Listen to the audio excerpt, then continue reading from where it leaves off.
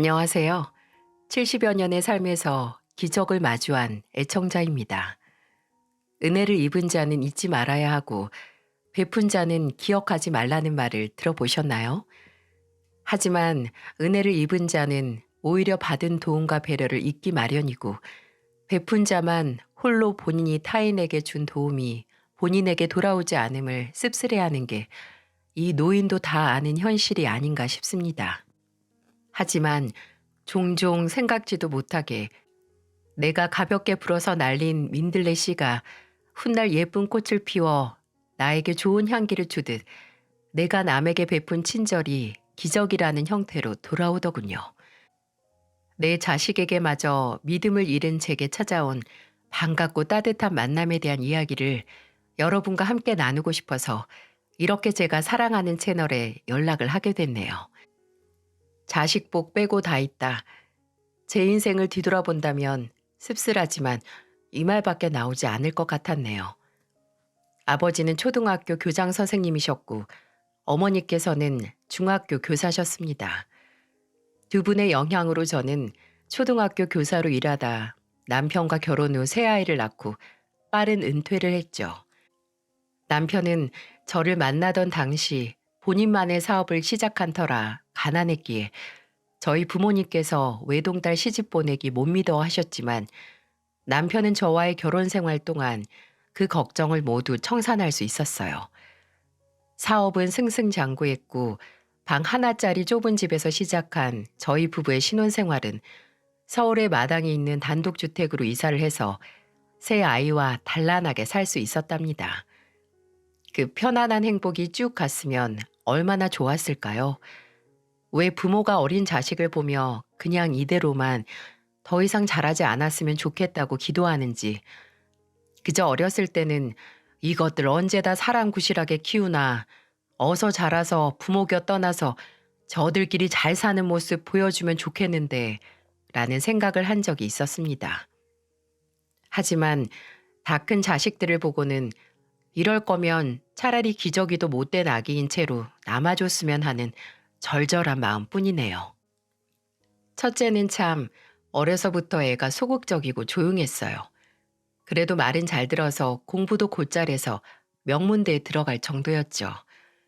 첫째 아들은 조건은 좋았지만 말주변이 없는 건지 자신감이 부족한 건지 취업을 준비하던 시절 늘 미역국만 말아먹었고 목표로 했던 대기업은 가지 못했지만 그래도 이름 들으면 알아줄 만한 회사에 들어갔어요. 저나 남편은 그것만으로도 참 성공한 인생이라고 생각을 했습니다. 좋은 가족이 있고 제 몸 하나 건사할 수 있는 직업까지 얻었으니 뭘 더 바라겠어요. 그러다가 첫째 아들이 30쯤 돼서 결혼하고 싶다는 아가씨를 한 명 데려왔는데 첫째 며느리는 아들에게는 눈에 넣어도 안 아픈 보물 같은 존재지만 동시에 저나 남편에게는 부모도 몰랐던 내 아들의 모습을 보게 해준 역할을 했네요. 집에 인사를 시키러 왔을 때부터 이미 첫째가 며느리에게 나사가 하나 빠진 것처럼 군다는 사실은 알고 있었습니다. 며느리가 벌이도 그렇게 넉넉지 않고 사돈댁 사정도 여유치 않아서 아들이 모든 결혼 비용이나 신혼집 장만을 부담하겠다고 했을 때부터 말이죠. 뭐 저희 집이 없는 집도 아니고 누가 돈을 얼마 냈으면 뭐합니까? 그저 내 자식이 이 정도로 정성을 다할 제 짝을 찾았다는 생각에 좋기만 했어요. 근데 그 지극정성이 저와 남편에게는 도구로 돌아올 줄 누가 알았겠습니까? 첫째가 손주가 태어나고 몇 년 지났을 때 제게 이런 말을 하는 겁니다. 엄마, 채원이 회사 그만둔 지 꽤 됐잖아요. 근데 아무래도 혼자 집에서 서준이만 보기 좀 그렇나 봐요. 그래서 뭐 작은 카페 같은 거 하고 싶다는데 혹시 아빠께 잘 말해서 도와주실 수 있으세요? 카페만 차리면 서준이는 당연히 장모님께서 봐주신다고 했으니까 걱정 안 하셔도 되고요. 커피숍인지 뭔지를 하고 싶다는 며느리의 말에 쪼로록 돈 나올 곳으로 와서 꼬리를 살랑살랑 흔드는 첫째. 첫째는 한 달 동안 저와 지 애비를 아주 구워 삶아서 커피숍을 차릴 자금을 얻어갔습니다. 이제 와서 생각해보면 그대로 구워 삶아져서 먹힌 저나 남편도 참 어리석었죠. 심지어 그렇게 영 커피숍이 잘 된 것도 아니었습니다. 며느리는 남편이 준 돈으로 차린 커피숍에서 지 동생과 함께 일을 했는데 대체 장사는 어떻게 하는 건지 문을 열고 몇 년 동안은 계속 찾아오는 각설이 마냥 첫째가 찾아와서 건물 임대료를 저나 남편에게 빌려가기도 했어요. 뭐 장사가 마음대로만 되는 게 아니니 탓할 생각은 없지만 그렇게 장사를 할 수 있었다는 은혜는 잊으면 안 되죠. 제가 그 커피숍에 한번 가본 적이 있습니다. 그 당시만 하더라도 돈을 참 많이 투자하기도 해서 꽤 번화가에 위치해 있었고 가게 인테리어도 세련됐었던 게 기억이 나네요. 그래서 그런지 손님으로 앉아있는 사람들이 모두 젊은 사람들이었고요. 며느리가 파는 커피라도 한 잔 사서 먹고 오려고 들어갔는데 계산대 안에 있던 며느리가 저를 보고 처음 한 말이 뭔지 아시나요? 어? 어머님, 여긴 왜 오셨어요? 여긴 어머님이 드실 만한 거 하나도 없는데. 없기는 왜 없니? 나도 커피 마실 줄 안다, 얘. 아, 그럼 한 잔 드릴까요? 저도 커피 한 잔이었지만 내 며느리 가게 매출 올려주려고 며느리가 그냥 준다고 해도 제 돈 내고 올 생각이었습니다. 근데 아주 당연하게 제게 금액을 말하는 며느리를 보고 참 얘도 대단하구나 싶더라고요. 근데 더 의아했던 건 커피를 유리잔이 아닌 종이컵에 줬다는 겁니다. 왜 여기다 주니?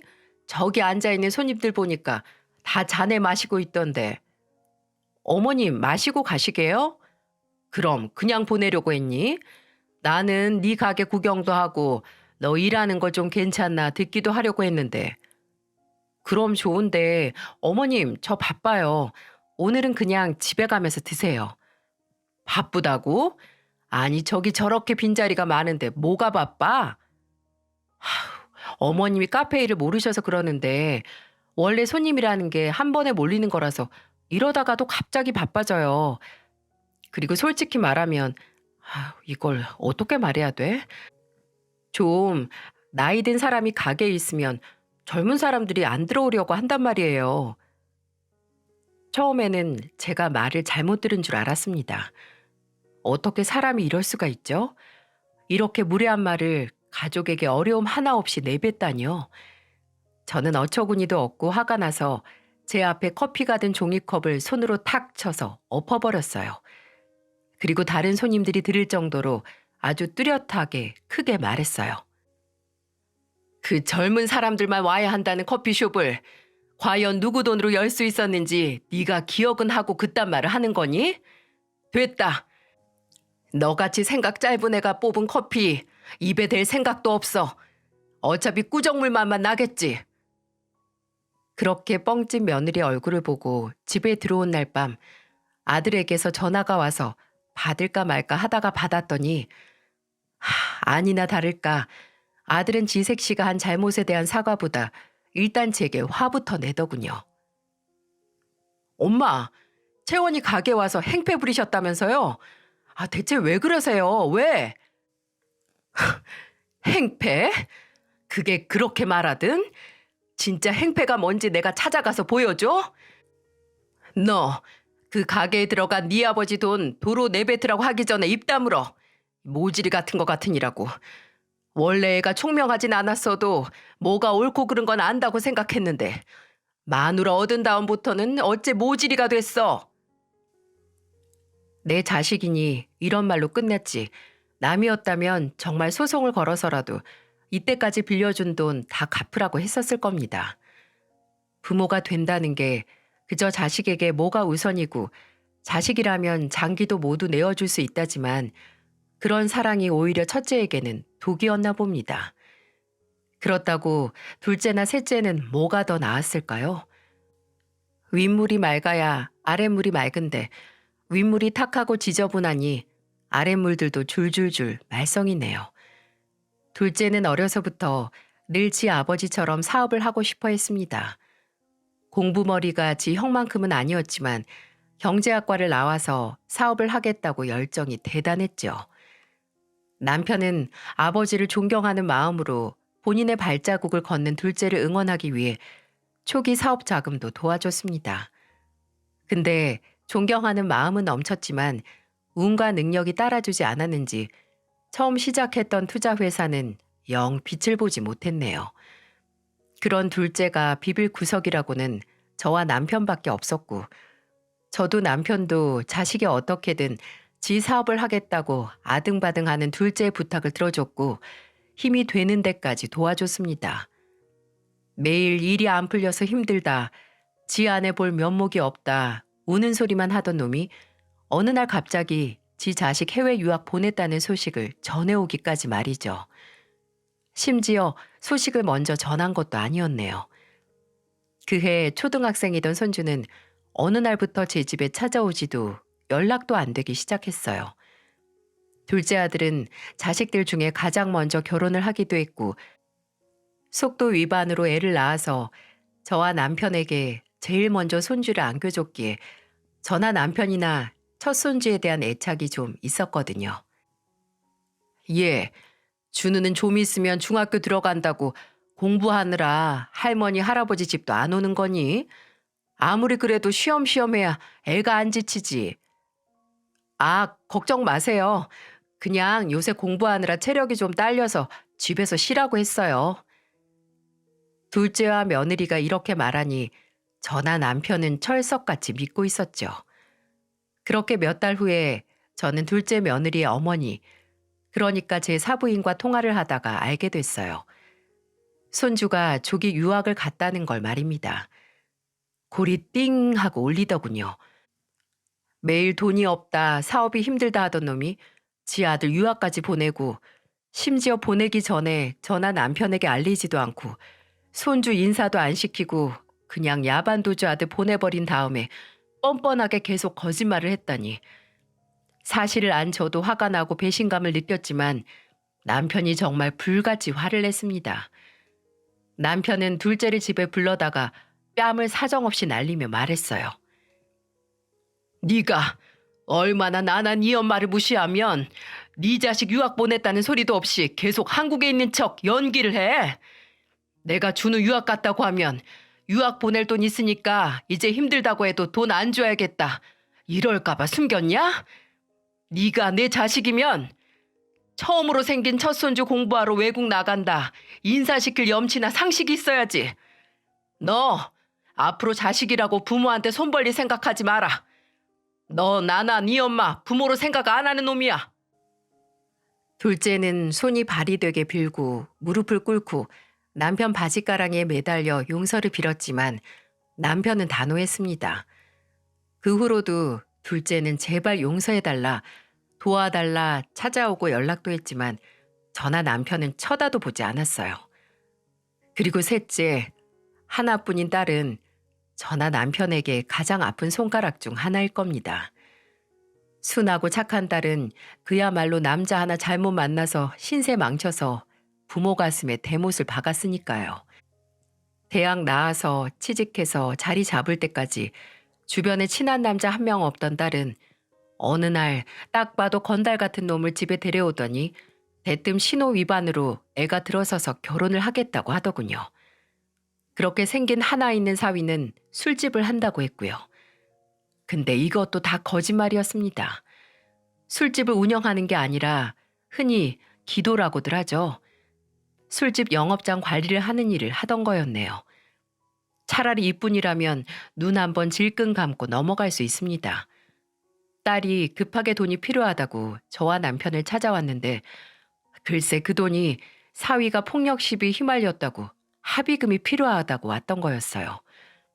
마음으로는 남을 때렸으면 감옥 가서 죗값을 받으라고 하고 싶었지만 울면서 도와달라고 하는 딸과 차마 갓난쟁이인 제 손주를 애비 없는 자식으로 둘 수 없어서 속이 썩어 들어가는 심정으로 도와줬어요.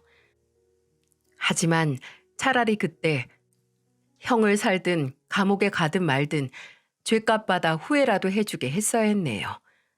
그 후에도 사위는 폭행, 음주운전, 영업 방해까지 아주 현란하게 쓰레기 같은 짓을 하고 다녔고 그럴 때마다 딸이 울면서 찾는 건 저와 남편뿐이었습니다.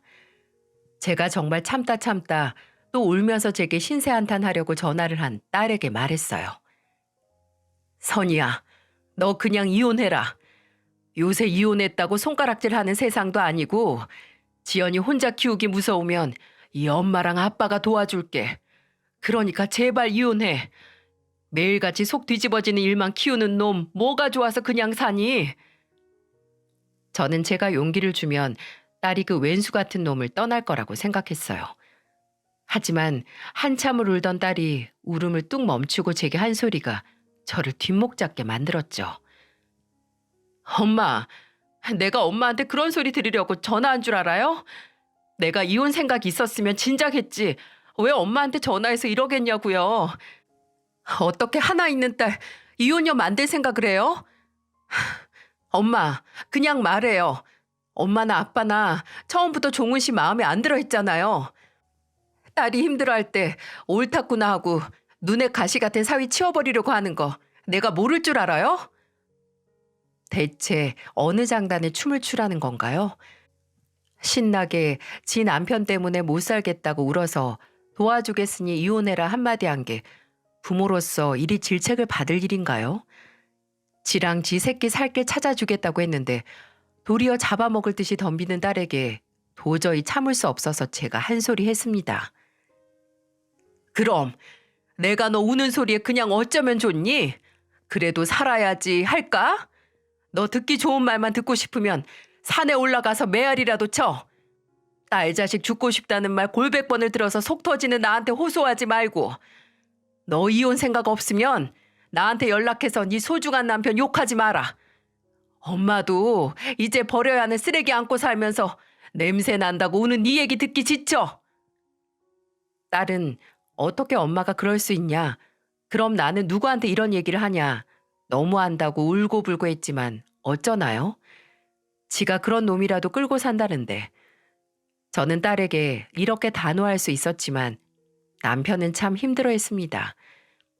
하나뿐인 막내딸이 그런 불안당 같은 놈과 사는 걸 가슴 사무치게 괴로워했죠. 내 자식이지만 저마다 다른 사정과 변명으로 부모를 지갑 보듯 보는 돈벌레 같은 자식들 때문이었을까요? 남편은 곧 일흔을 앞두던 어느 날 뇌출혈로 쓰러지게 됐습니다.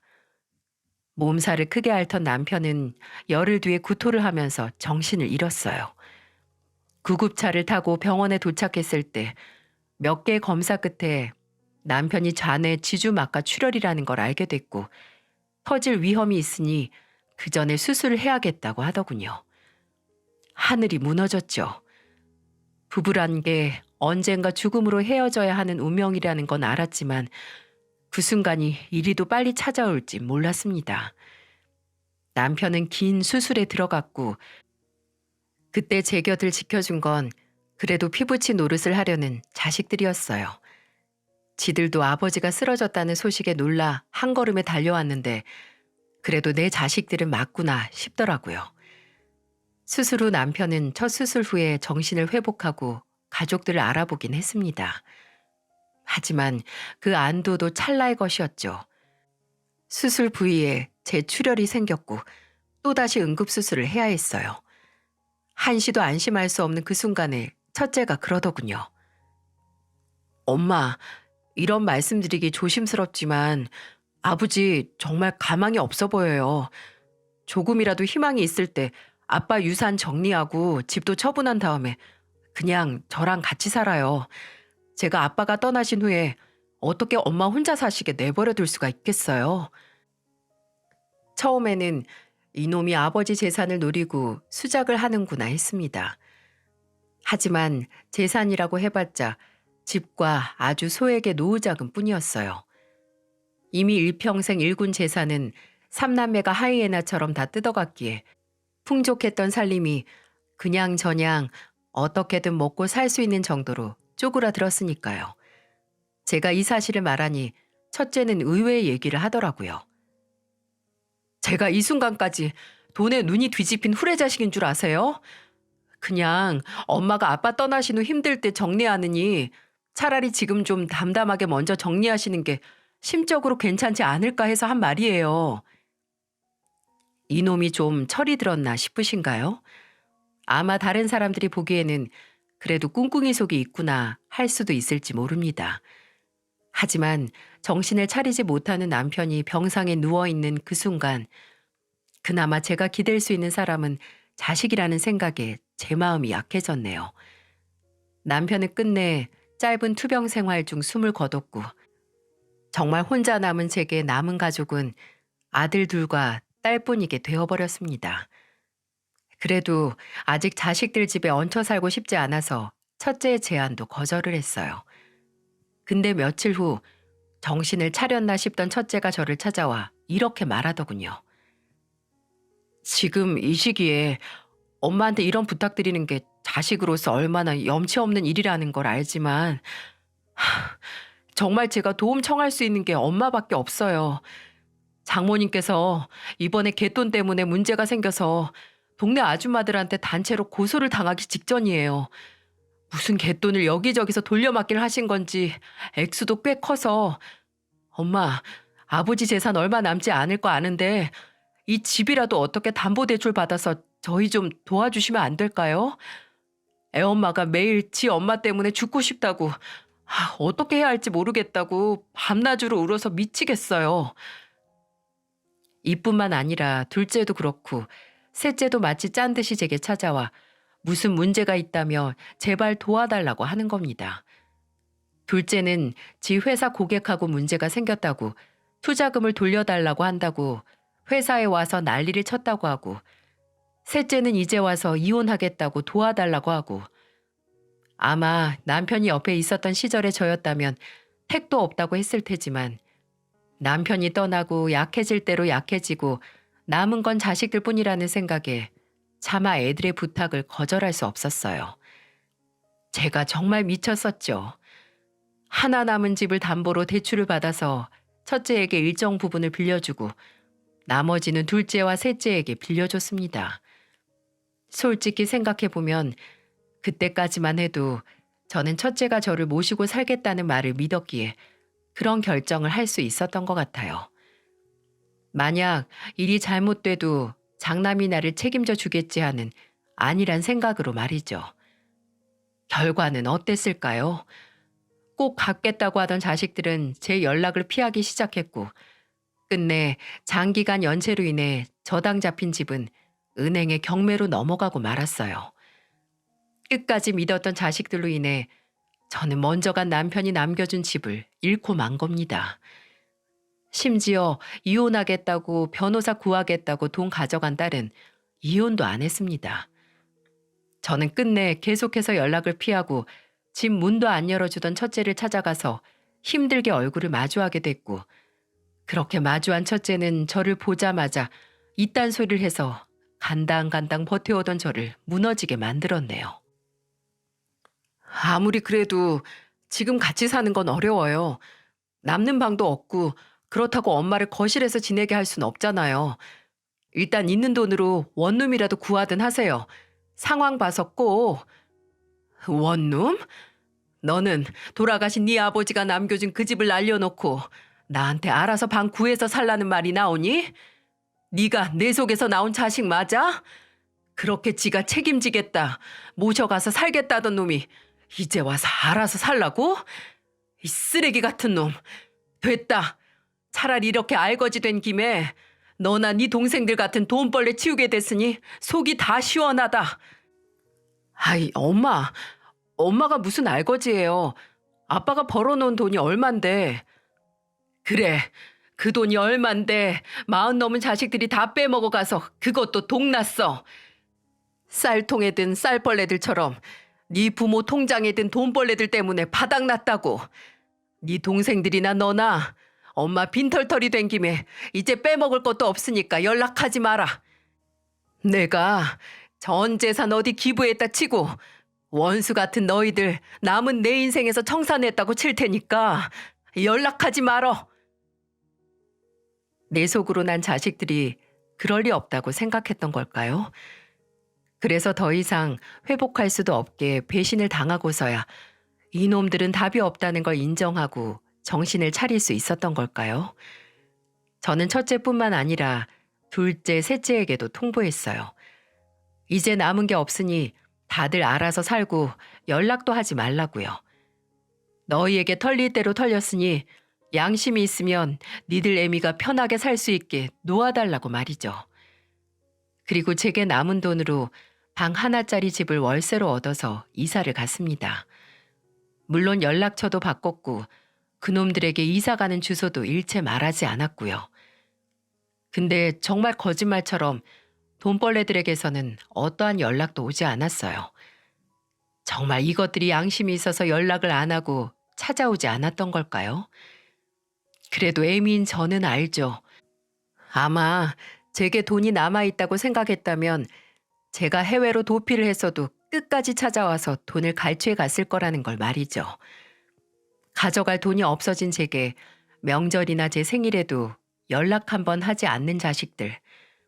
아니, 이제 남보다도 못한 돈벌레들을 생각하면 씁쓸하긴 해도 마치 남편과 처음 신혼생활을 했던 그 좁은 집 같은 곳에서 다시 한번 저만의 인생을 시작해야겠다는 결심으로 힘을 냈습니다. 집은 구했어도 곧 70인 나이에 몇십 년을 쉬던 돈벌이를 해야 했기에 초조하면서도 다시 젊어졌다는 기분으로 구직 활동을 시작했어요. 그 결과 기업이 많은 번화가 24시간 국밥집 야간조로 일을 할 수 있었네요. 아, 그러고 보니 제가 일을 시작하고 얼마 안 있어서 모르는 번호로 한 통의 전화를 받았는데 그게 다름 아닌 둘째 며느리의 전화였습니다. 둘째 며느리는 귀신같이 제가 식당 일을 한다는 소식을 언제 들었는지 대뜸 일은 할만하냐, 얼마 받냐는 질문을 하더니 유학 간 손주에게 보내는 생활비 대기 좀 힘들다는 말을 꺼내기 시작하더군요. 딱 봐도 그 생활비를 제게 달라는 소리가 나올 것 같아서 바로 끊어버렸습니다. 제가 일하는 식당은 손님이 그 근처 회사에서 야근 마치거나 회식을 하고 아예 해장까지 하고 가는 회사원들 뿐이니 야간조에는 바쁘지 않다고 나이 들어서 손이 느린 저도 할 수 있는 일이라고 하더군요. 하지만 그렇게 저를 배려해준 사장님의 말이 괜한 말인 것처럼 저는 그곳에서 주방일과 함께 서빙일까지 겸할 수 있었습니다. 100세 시대, 100세 시대 하면서 요새는 정말 나이는 숫자에 불과하고 과거의 70대는 지금의 5, 60대와 같다는 말이 헛것이 아닌 것처럼 저도 그 나이에 하니까 되긴 되더라고요. 그저 그때 제게 주어진 기회와 다시 일하는 인간으로서 내 한 몸 책임질 수 있다는 생각에 그저 감사했습니다. 그렇게 매 순간순간에 감사하며 제 상황을 겸허히 받아들여서 하늘이 감동을 한 걸까요? 아니면 정말 제가 오래전에 던지고 던진 것도 잊고 있었던 부메랑이 되돌아온 걸까요? 어느 날 제가 일하는 식당에 기적이 찾아왔어요. 여느 때와 같이 새벽인 시간에 한산한 식당에서 일을 하고 있었습니다. 낮에 쓸 음식 재료 손질을 하고 나가서 손님들이 먹고 간 상을 치우고 있었는데 한 청년이 저를 힐끗 보는 게 느껴지더라고요. 근데 그게 한두 번이 아니어서 놀라지도 않았어요. 그 청년은 종종 제가 일하는 시간에 식당에 와서 밥을 먹고 갔었어요. 그 근처에 대기업이 하나 있는데 거기 사원증을 가지고 있던 걸 봐서 거기 다니는 회사원이라고 생각을 했죠. 나이는 한 30 초중반 정도 되었을까? 참 멀끔하게 생기고 예의도 발라서 대기업에 다니는데 저렇게 인성도 바르니 부모님께서 참 좋아하시겠다는 생각을 했었던 기억이 있어요. 근데 제가 그 청년을 기억하는 건 단순히 그런 것뿐만이 아니었네요. 어째 올 때마다 저와 눈이 많이 마주쳤어요. 처음에는 뭔가 필요한 게 있어서 그런가 싶어서 가면 청년은 아닙니다. 라고 어색하게 웃어 보였죠. 나중에는 어차피 눈이 마주쳐도 가봤자 아니라고 할 게 뻔하니 그러려니 했는데 궁금하긴 하더라고요. 아마 고향이 서울이 아닌데 고향에 계신 어머니가 나랑 닮아서 빤히 보나 보다 라고 저 혼자 그럴싸한 추측도 했습니다. 근데 이게 웬걸? 그 추측이 얼추 들어맞긴 했기에 큰 충격을 받을 줄 누가 알았겠어요. 그날도 또 저와 눈이 마주친 청년에게 그냥 빙그레 웃어 보이곤 제 할 일 하고 있는데 주방에서 같이 일하는 아줌마 하나가 저를 순영 여사라고 장난스럽게 부르는 게 들렸습니다. 일하는 직원들끼리 출출하면 야식같이 음식을 만들어 먹는데 그날은 뭘 먹고 싶냐고 묻기 위해 부른 거였어요. 간단하게 육수에 소면이나 말아 먹자라고 말을 한 뒤 다시 식탁 서랍에 깨끗한 수저들을 채우고 있는데 누가 제 어깨를 툭툭 건드리기에 뒤로 확 돌아봤습니다. 제 어깨를 두들긴 건 다름 아닌 대기업에 다니는 그 청년이었고 청년은 아주 심각한 얼굴로 제게 말했습니다. 저 실례지만 혹시 조남이 김순영 씨 되시나요? 아, 네, 맞는데 왜 날 아시나요? 순간적으로 그렇게 식당에 올 때마다 나를 흘긋거리는 청년이 어찌 내 이름 석자를 알고 있을까 하고 어안이 벙벙했어요. 뭐 아까 같이 일하는 아줌마가 내 이름을 불렀기로써니 성까지 알고 있다는 게 의아했죠. 근데 충격적인 건 이것뿐만이 아니라 제가 고개를 갸웃거리며 맞다고 하자 힘이 툭 하고 빠진 것처럼 주저앉아서 오열을 하기 시작한 청년의 모습이었습니다. 저도 그렇고 그때 식당에 있던 손님 2명과 청년의 곡소리를 듣고 달려나온 주방 직원들까지 단체로 이게 무슨 일인가 했죠. 저는 허겁지겁 아무것도 모르고 일단 그 청년을 달래기 시작했어요. 아이고, 총각, 왜 그래? 일단 일어나 봐. 나를 어떻게 알고, 아니, 이렇게 다짜고짜 울어, 어? 아주머니, 정말 저 기억 안 나세요? 저, 저 명호예요, 명호. 아주버님 집 새방에 살던 새댁 아들 명호요. 그 말을 듣고 청년뿐만 아니라 저 또한 다리가 훅 풀려서 주저앉았어요. 어, 맞네. 맞아, 명호. 아유, 크더니 엄마 얼굴 그대로 닮았네. 언제 이렇게 컸어, 어? 어찌 잊을 수 있을까요? 만일 누군가 예전에 헤어졌던 그리운 사람을 만날 수 있게 해준다고 하면 망설임 없이 이 청년과 이 청년의 어머니를 말했을 텐데 말이죠. 어디서부터 이야기를 해야 할까? 저와 남편이 살던 주택이 단독주택이긴 해도 본체 옆에 좀 큰 창고방이 하나 있었어요.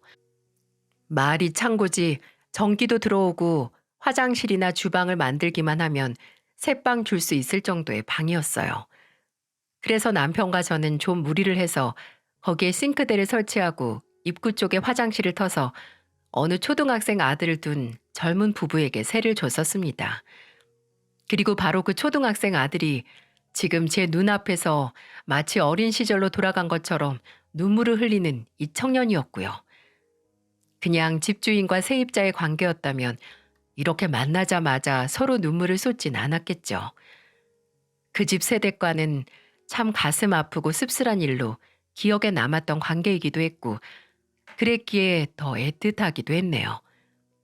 초등학생 아들이 있긴 했지만 저보다 한참은 동생일 법한 나이이기도 했고 또 뭔가 조용하고 수줍음 많은 게 새댁스럽기도 해서 저는 이 청년의 어머니를 늘 새댁이라고 불렀던 기억이 나네요. 근데 새댁은 참 착하고 조용했지만 그 남편이라는 사람이 손버릇이 참 안 좋았습니다. 처음 그 부부가 집에 들어와 살다가 한 나흘 정도 지났을까요? 집 아래쪽에서 쾅 하는 소리와 함께 아이 우는 소리가 들리기 시작했어요. 저는 그 소리가 뭔지 직감할 수 있었어요. 우선 그 부부가 이사를 오고 난 후에 마주쳤던 새댁의 모습은 늘 소심하고 그때가 초여름이긴 해도 늘 긴 바지에 긴 팔로 온몸을 가리고 다녀서 제가 어머 새댁 안 더워? 라고 물으면 그저 어색하게 웃으면서 대화를 피했다는 게 기억이 났기에 저 소리가 새댁의 남편이 내는 가정폭력의 소리라는 생각이 들었어요. 여보, 경찰에 얼른 전화해. 새빵 새댁 지금 위험한 것 같아.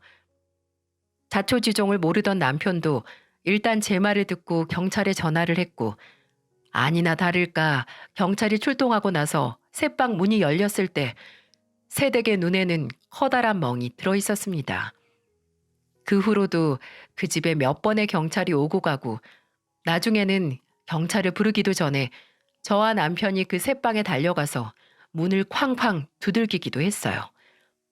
당장 그 새댁에게 이혼하라고 하고 싶었지만 그래도 어찌 남이 당장 갈라서라고 책임지지도 못할 소리를 내뱉을 수 있겠어요. 근데 하루는 늦은 밤에 현관문을 쾅쾅 두들기는 소리가 나서 남편이 나갔더니 글쎄 새댁이 입술에 피가 맺힌 채로 어린 아들을 안고 왔던 거였어요.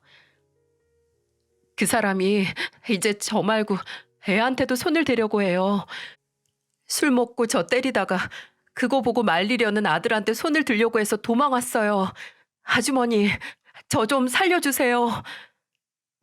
그때 저와 남편은 결심했습니다. 이 두 모자를 평생 책임지겠다는 각오로 사람 목숨을 살려야겠다고 말이죠. 저는 새댁에게 경제적인 문제만 없다면 이혼을 할 생각이 있는지 물었고, 새댁은 아무리 두려웠어도 아들을 위해서 그래야만 할 것 같다고 했습니다. 저와 남편은 새댁을 도와서 그 가정폭력범을 상대로 이혼 소송을 진행했고, 그 인간 알고 보니 바람도 피우고 있었더라고요. 심지어 이혼 후에 그 바람난 상대와 살림까지 차렸고요. 새댁은 차라리 상대가 있어서 본인과의 이혼을 미련 없이 할 수 있었다고 다행이라고 하던 게 기억이 나네요. 그 후에 저와 남편은 결심한 대로 새댁에게 아낌없는 후원을 했습니다. 일단 새댁에게 방세는 받지 않기로 했어요.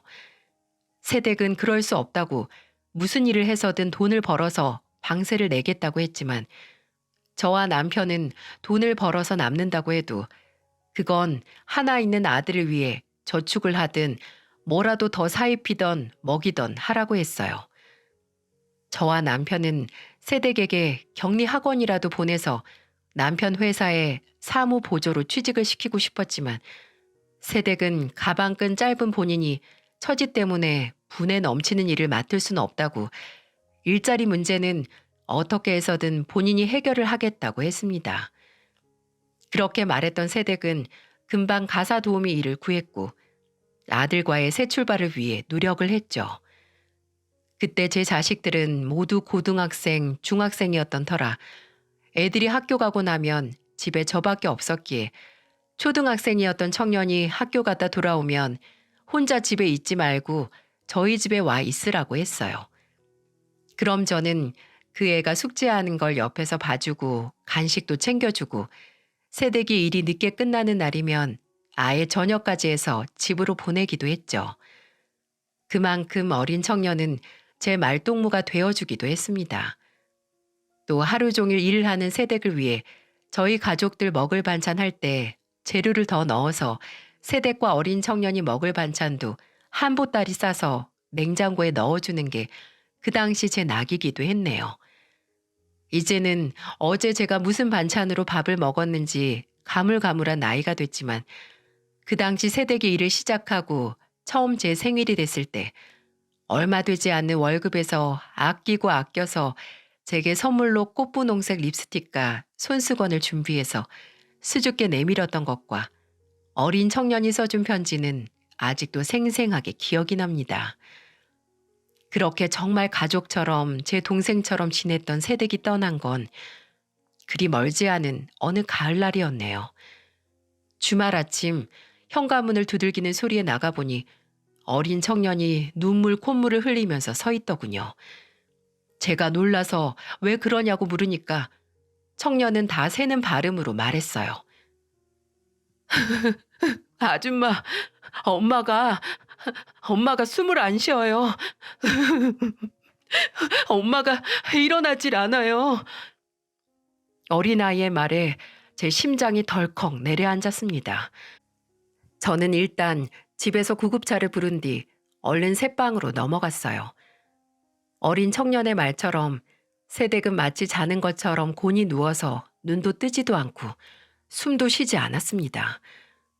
도착한 구급차에 실려서 병원에 갔을 때 이미 새댁의 심장은 소생이 불가능했고 의사의 말로는 의문사가 아닌 극단적인 선택이라고 하더군요. 충격이 이만저만이 아니었어요. 아니, 분명 그 전날만 해도 저와 내리는 비를 보면서 빈대떡 부쳐 먹으면 딱이라는 군침 섞인 제 말에 웃던 새댁이 왜 그런 선택을 한 건지 이해가 가질 않았어요. 나중에 새댁의 장례식 전에 남편이 어린 청년에게 입힐 옷을 찾다가 그 방에서 새댁의 유서를 발견하기 전까지 말이죠. 그곳에는 죽을 둥 살 둥 살고 있지만 아들과 함께 앞으로 살아갈 날들이 너무 버겁고 두렵다는 말이 써져 있었고, 도움을 줬지만 끝내 이런 선택을 하고야만 자신을 저와 남편이 용서해 주길 바란다고 용서를 비는 내용과, 또 먼저 떠난 엄마가 너무 미안하다는 어린 청년에게 보내는 말이 있었습니다. 아무리 앞에서 웃고 괜찮다고 했어도 속은 불확실한 미래에 대한 초조함으로 타들어갔던 거죠.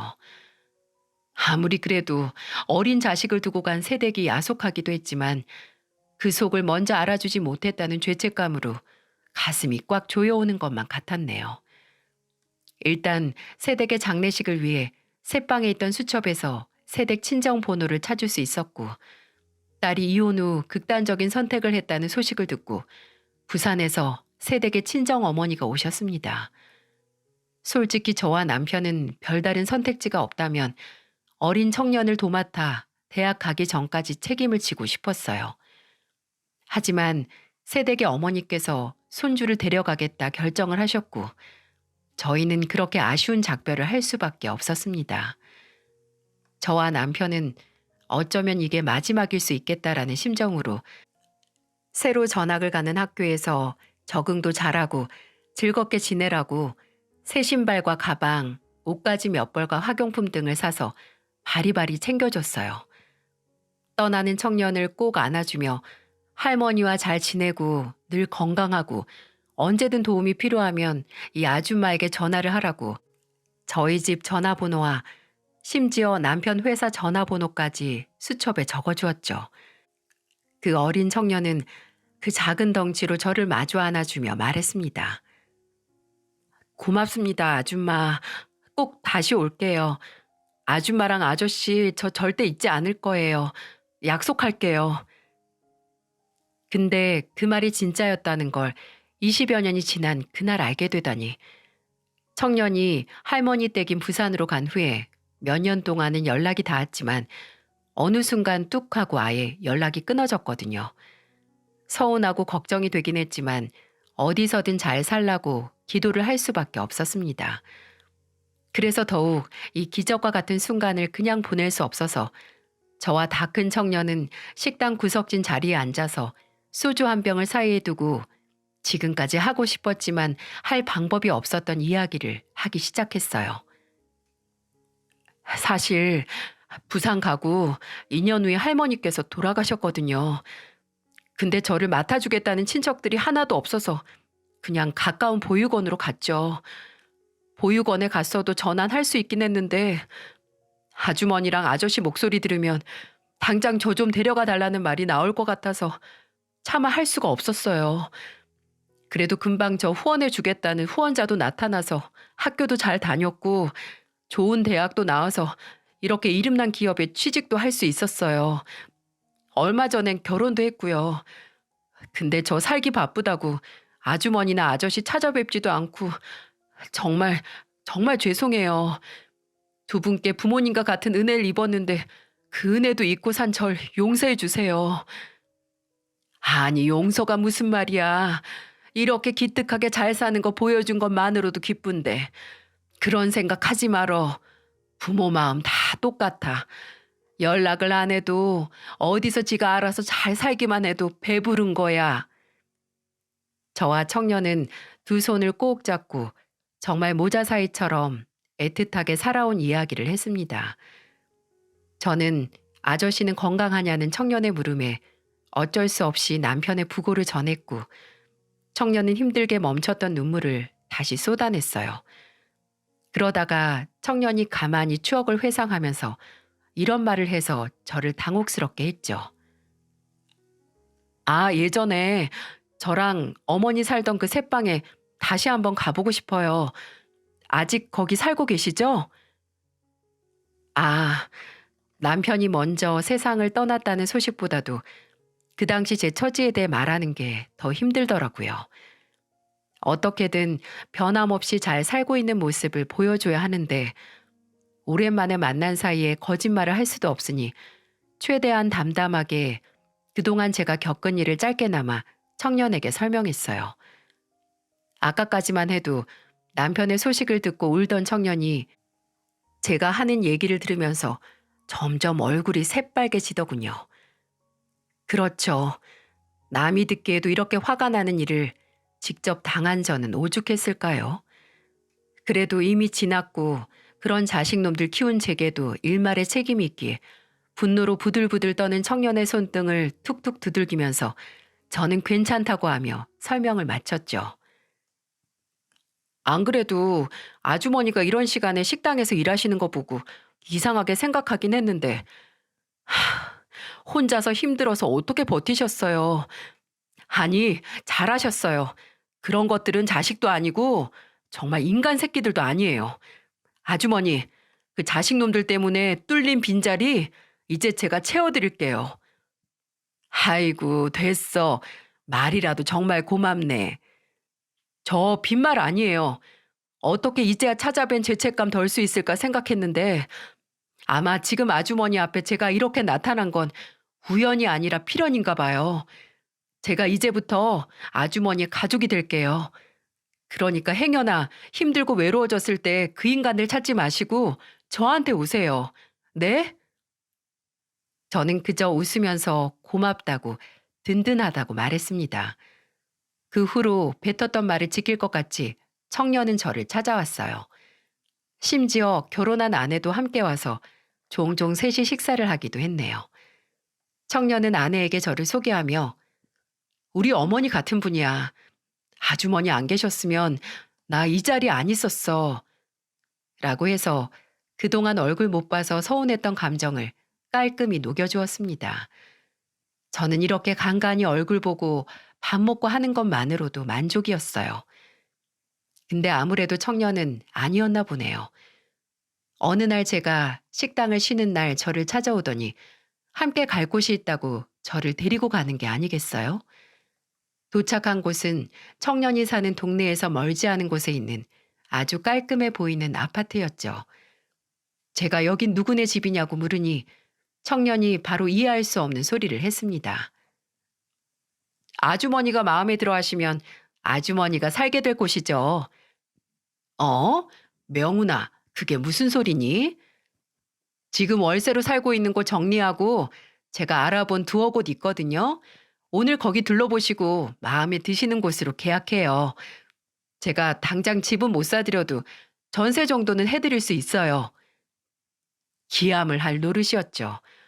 아무리 소중하게 다시 만난 인연이라고 해도 전셋집을 얻어준다니 저는 제 눈에는 아직까지 헤어졌을 당시 그 어린 모습으로밖에 보이지 않는 청년에게 그만한 도움을 받을 수 없어서 거절을 했어요. 근데 그때 빨리 그 아파트 앞을 떠나고 싶어 발을 동동 구르는 제 어깨를 잡은 청년은 가만히 눈을 맞춰오더니 이런 말을 하더군요. 아주머니, 저 아주머니 하나뿐인 가족이 되겠다는 거 진심이에요. 그리고 제가 아주머니 가족이 되는 것처럼 아주머니도 혼자인 제 가족이 되어주시는 거고요. 늘 처가를 제 집처럼 생각했는데 이제 저한테도 부모님 같은 존재가 생기는 거라서 얼마나 든든하고 하루하루가 행복한지 아세요? 지금 제가 여기 있는 건 다 아주머니와 돌아가신 아저씨 덕분이잖아요. 어렸지만 저도 다 기억이 나요. 그때 아주머니랑 아저씨가 저희 어머니께 도움을 안 주셨으면 아마 평생 그 인간한테 맞으면서 살았을 테고 어쩌면 어머니는 더 빨리 안 좋은 선택을 하셨을 수도 있겠죠. 그리고 저도 그 안 좋은 선택의 피해자가 됐을 수도 있고요. 제가 살아있는 거 다 아주머니 덕분이니까 이런 일로 부담스럽다고 생각 안 하셔도 돼요. 이미 아주머니는 20년 전도 훨씬 전에 제게 이것보다 더한 도움을 주셨고 저는 앞으로 하나하나 다 갚을 생각이니까요. 이제 제 가족은 저라는 청년의 말에 그동안 자식들 없어도 괜찮다고 스스로 되뇌이던 바짝 긴장했던 마음이 안심도 되고 뜨끈하게 녹는 것 같기도 했습니다. 내 몸과 마음을 갈아서 키운 자식들은 끝내 제게 배신과 실망감만 안겨줬는데 까맣게 잊고 산 청년은 이제 저를 책임지겠다고 나서는 모습을 보니 천륜이라는 것에 대한 부질없음과 또 인연이라는 것에 대한 위대함을 새삼 느낄 수 있었네요. 저는 청년의 바람대로 청년이 마련해준 아파트로 이사를 했고 그 후로 2년이 지난 지금도 그곳에서 살고 있어요. 제가 이사를 하고 몇 달 후에는 청년의 장모님 그리고 장인어른과 만나 식사도 했고요. 청년이 처가 식구들에게 본인에게 부모님 같은 사람을 소개시켜 주고 싶다고 만든 자리였습니다. 지금도 청년은 일주일에 꼭 한 번씩은 절 찾아와 함께 식사를 하고 있고 당연하게 명절은 아내와 작년에 태어난 예쁜 딸까지 데리고 와서 시간을 보냈어요. 그리고 얼마 전 거의 3년을 생사도 모르고 살던 첫째에게서 연락이 왔었어요. 지 애미보다도 지극정성이던 아내와 처가에 무슨 이유인지 모르겠지만 이혼당해서 버림받았다고 너무 힘들어서 제 생각이 났다고 하면서 전화를 했더군요. 이제 와서 하나뿐인 모자 행세하자는 어처구니 없는 말에 그저 나는 너랑 연락 끊고 나서도 네 생각 안 났고 앞으로도 안 할 거다 라고 하고 전화를 끊었습니다. 어떻게 연락을 막는 방법을 몰라서 명호에게 말했더니 제 휴대폰을 가져가더니 알아서 막아주더군요. 앞으로도 제게 자식 같은 가족 같은 존재는 명호와 명호의 가족들 뿐일 겁니다. 은혜와 의리를 베풀어라. 인생 어느 곳에서든지 서로 만나지 않겠는가라는 말처럼 앞으로 내 행동 하나하나가 어떤 모습으로 내게 다시 되돌아올지 예상할 수 없는 게 인생이 아닌가 싶습니다. 평생 제 역할에 충실하고 거짓 없이 살았다고 자부했건만 자식들의 모습을 보며 그렇게 진실되게 살아온 날이 부질없다고 좌절했던 적이 있었습니다. 하지만 우연인지 필연인지 모를 재회로 인해서 다시 지금까지 살아온 제 인생에 대한 자부심을 찾은 것 같아서 그저 감사하기만 합니다. 그리고 그 자부심을 다시 한번 되새길 수 있는 자리를 마련해 준 채널 관계자 여러분께도 감사의 말씀을 전하고 싶습니다. 제 이야기를 보내고 싶어도 글솜씨도 없고 컴퓨터는 켜지도 못하는 늙은이라서 용기가 안 났는데 그래도 한번 연락을 해보자 해서 명호의 도움으로 채널에 연락을 했을 때 제게 용기를 주고 전화까지 해서 제 사연을 정리해 주시고 많은 도움을 주셔서 감사합니다. 깊은 배려심을 느낄 수 있었네요. 늘 하고 싶은 말이 많은 사람들의 마음의 창이자 소통의 창이 되어주는 채널에 다시 한번 감사의 말씀을 드리면서 여러분들도 늘 건강하고 행복하셨으면 합니다.